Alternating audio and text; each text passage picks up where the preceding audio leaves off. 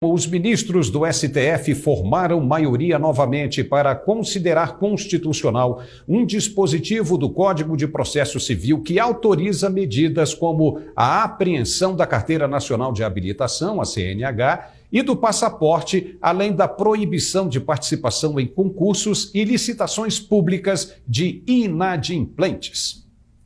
Pelo visto, o Brasil inteiro vai ficar sem carteira de motorista. O voto do relator ministro Luiz Fux foi acompanhado pela maioria do plenário. Fux ressaltou que a aplicação concreta das medidas atípicas previstas no artigo 139, inciso 6º do CPC é válida desde que não avance sobre direitos fundamentais e observe os princípios da proporcionalidade e razoabilidade. A decisão do Supremo também recomenda a apreensão de passaporte do devedor. Agora imagine como vai ficar a vida do brasileiro, porque dados de uma pesquisa de endividamento e inadimplência do consumidor, realizada pela Confederação Nacional do Comércio de Bens, Serviços e Turismo, a CNC, revelam que o endividamento no Brasil, no final do ano de 2022, chegou a impressionantes 78,9% das famílias brasileiras. Essas famílias ainda têm alguma forma de pagar suas dívidas, mas, segundo os dados, cerca de 11% não conseguirão quitá-las de forma alguma.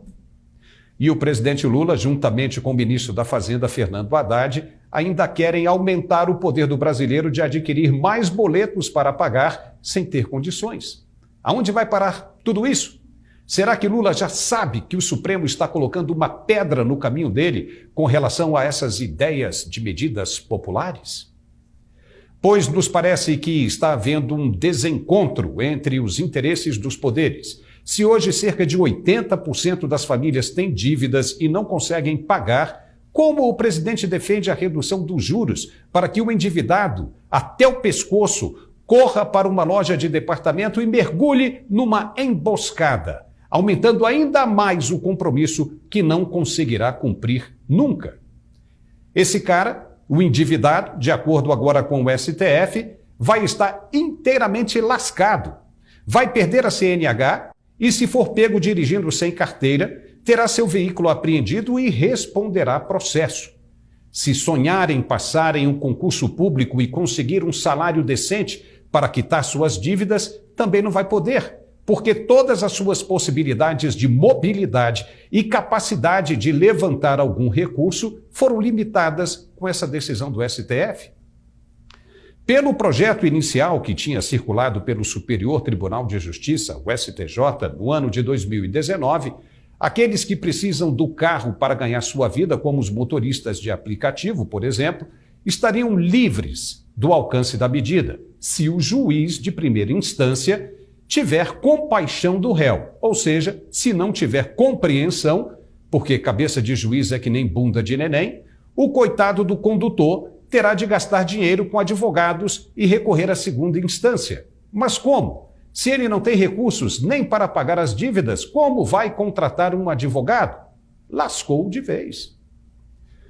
O ministro Edson Fachin divergiu em parte do relator Fux por considerar inconstitucional a parte final do inciso 4º, que prevê a aplicação das medidas atípicas em ações que tenham por objetivo prestação pecuniária. Para o ministro, o inadimplente, aquele que não consegue pagar sua dívida, não pode sofrer sanção que restrinja sua liberdade ou seus direitos fundamentais em razão da não quitação das dívidas, exceto na hipótese do devedor de pensão alimentícia. Se a CNH for recolhida porque o cara não tem dinheiro para pagar uma dívida, então a punição está infringindo um direito básico e constitucional que é o da livre mobilidade.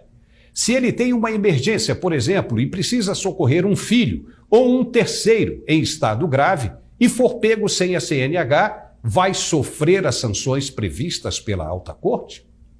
A decisão foi tomada com base na interpretação das medidas atípicas previstas no artigo 139, inciso 6º do Código de Processo Civil. Ao que parece, não foi levada em consideração o número de famílias inadimplentes no Brasil inteiro, e nem a responsabilidade de quem concedeu o crédito. Sim, porque quem permitiu que a dívida fosse contraída assumiu o risco e também deveria ser pressionado nessa questão, mas nada se falou a respeito.